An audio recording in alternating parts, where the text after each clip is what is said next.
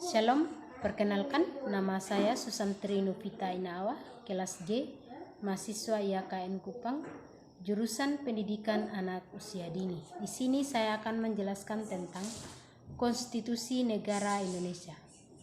Konstitusi merupakan suatu dokumen atau seperangkat dokumen yang berisi aturan-aturan dasar untuk menyelenggarakan negara.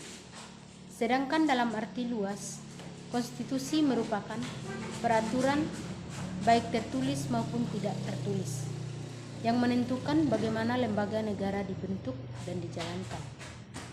Konstitusi diperlukan untuk membatasi kekuasaan pemerintah atau penguasaan negara, membagi kekuasaan negara, dan memberi jaminan HAM bagi warga negara. Konstitusi mempunyai materi muatan tentang organisasi negara, HAM, produser, mengubah undang-undang dasar, kadang-kadang berisi larangan untuk mengubah sifat tertentu dari undang-undang, cita-cita negara, dan asas-asas ideologi. Pada awal era reformasi, adanya tuntutan perubahan Undang-Undang Dasar tahun 1945 didasarkan pada pandangan bahwa Undang-Undang Dasar Negara Republik Indonesia tahun 1945 belum cukup memuat landasan bagi kehidupan yang berdemokrasi, pemberdayaan rakyat, dan penghormatan terhadap HAM.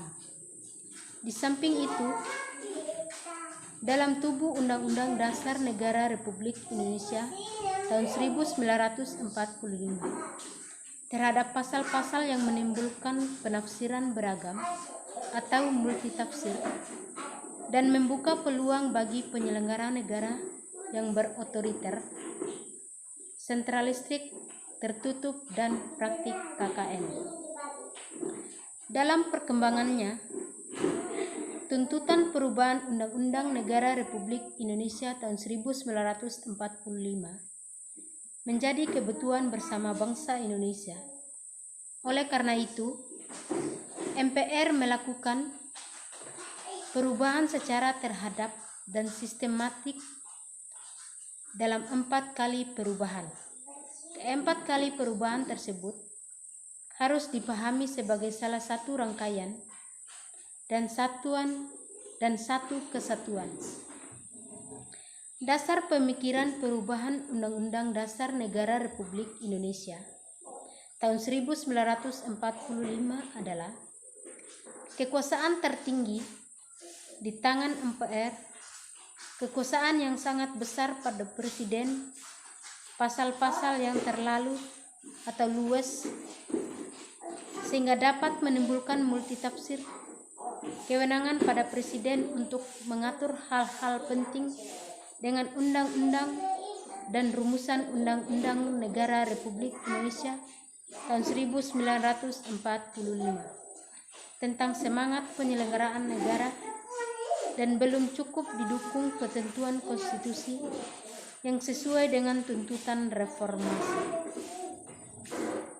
Awal proses perubahan Undang-Undang Dasar Negara Republik Indonesia tahun 1945 adalah pencabutan ketetapan MPR Republik Indonesia nomor 4 atau MPR tahun 1983 tentang referendum, pembatasan masa jabatan Presiden dan Wakil Presiden Republik Indonesia, dan ketetapan MPR mengenai jabatan. Hak asasi manusia mengawali perubahan Undang-Undang Dasar Negara Republik Indonesia tahun 1945. Dari proses perubahan Undang-Undang Negara Republik Indonesia tahun 1945 dapat diketahui hal-hal sebagai berikut. 1. Perubahan Undang-Undang Dasar Negara Republik Indonesia tahun 1945 dilakukan oleh MPR dalam satu kesatuan perubahan yang dilaksanakan dalam 4 tahap, yakni pada sidang umum MPR tahun 1945 sedangkan tahunan MPR tahun 2000, 2001 dan 2002. Yang kedua, hal itu terjadi karena materi perubahan Undang-Undang Dasar Negara Republik Indonesia tahun 1945 yang telah disusun secara sistematis dan lengkap pada masa sidang MPR tahun 1999 sampai tahun 2000. Tidak seluruhnya dapat dibahas dan diambil putusan.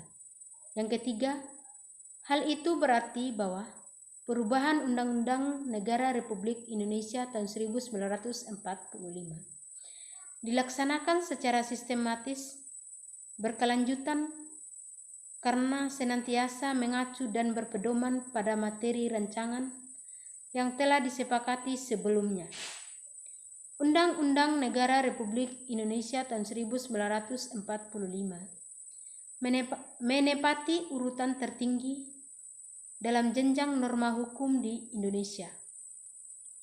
Berdasarkan ketentuan ini, secara normatif, undang-undang isinya tidak boleh bertentangan dengan Undang-Undang Dasar, maka dapat melahirkan masalah-masalah konstitusionalitas undang-undang tersebut. Warga negara dapat mengacu pengujian konstitusionalitas suatu undang-undang kepada Mahkamah Konstitusi. Sekian dan terima kasih. Shalom.